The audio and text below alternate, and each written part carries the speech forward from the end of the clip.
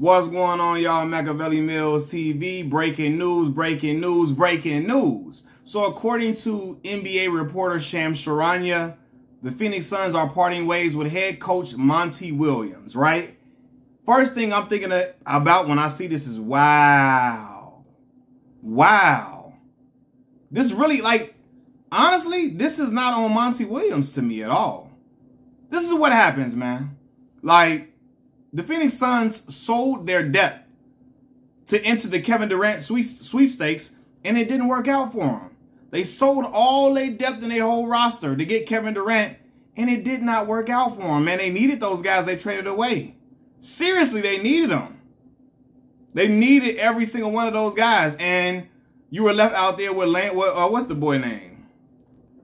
Landry Shamet, Kevin Durant, Devin Booker, Cameron Payne, Bismack Biyombo, Terrence Ross, and them. Bro, that wasn't going to work.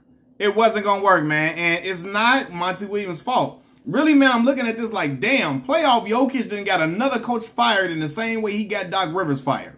Got another coach up out of there, right? But yeah, man, that wasn't on Monty, man. You don't got Chris Paul is injured every single time a deep playoff run is being made, for real. So he wasn't available. Then DeAndre Ayton, you got to move him. He don't want to be there at all. Don't want to be there at all. Everybody know it. He don't want to be around the squad. He probably could have went that last game, didn't even play. He don't want to be there. So you know what's going on, man. They didn't have no depth, and the other two guys that could help keep the ship alive or keep it floating, they wasn't available. And we got to have another conversation as well because, I remember at one point when the NBA was so thirsty to try to get LeBron James out of the way, they were dying and vying for another star. Saying dudes like Kawhi Leonard was the next second coming of Michael Jordan. We saw that shit fell flat.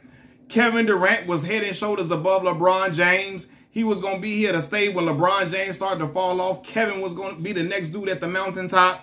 We see how that's working out, right? Dudes were just so eager to push LeBron out of the way. They was just clamoring for any and everybody. Every guy, Jimmy Butler was going to be like, come on, fam. Right? But anyway, it's really, I'm looking at it now. I'm looking at it like this too.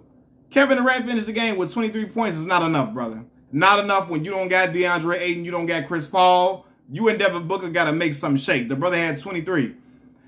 When Kevin first left the Golden State Warriors, a large segment of NBA fans was viewing him as a guy who was approaching top 10 all-time status. They looking like, man, he's approaching that type of ilk because he's unguardable.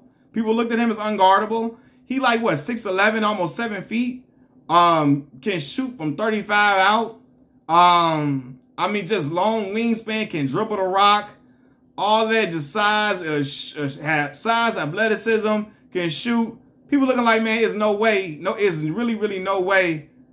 I don't see him not being a top 10 player all time. It's not looking like that at all now. He's not a top 10 player. It's not close. And a top 10 player of all time. And even I remember when he left the Warriors, he was looked at as a guy who was leaps and bounds ahead of Steph Curry in his career. Now the trajectory or the perception of the two players has flipped. Steph Curry is looked at as a top 10 type guy, and Kevin Durant is looked at. He's a great player. He's a Hall of Famer for sure. Top 75 player, Hall of Famer. But him and Steph they're not in the same stratosphere anymore. Because if you look at it, Kevin Durant ain't done nothing since his post-Warriors career has been lackluster.